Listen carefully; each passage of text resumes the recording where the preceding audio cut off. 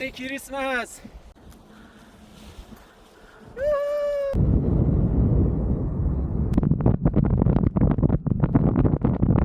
خب این پرواز رو تقدیم میکنه به آیسان اسلامی عزیز به دو دلیل.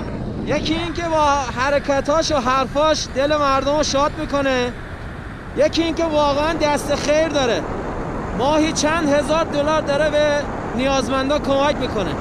آیسان جان هر جا هستی دلت خوش باشه، تنت سالم.